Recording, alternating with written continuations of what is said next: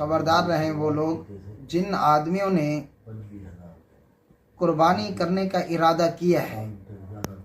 इस साल कुर्बानी करना है, आज है 28 मई और 30 ज़ुल्क़ादा। उनके लिए ये पैगाम है कि आज वो अपने बाल वगैरह भी कटवा लें, नाखून वगैरह भी कटवा लें और ज़ेरे नाफ बाल भी साफ़ कर लें। और ये 10 दिन जब तक कुर्बानी ना करे उस वक़्त तक उसके लिए मुस्तहब अमल ये है, ना तो वो जैसे ही चांद नज़र आए ना तो वो बाल कटवाए, ना नाखून काटे, ना ज़ेरे नाफ बाल साफ़ करे।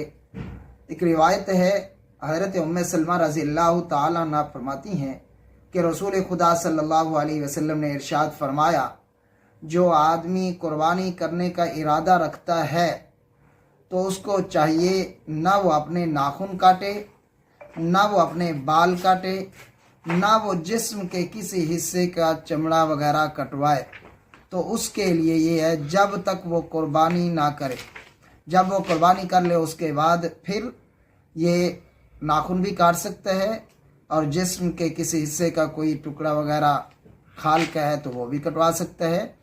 तो उसके लिए पैगाम है, ये मुस्तहब अमल है, ये ख़ास सिर्फ उन लोगों के लिए है जो लोग कुर्बानी करने का इरादा रखते हैं।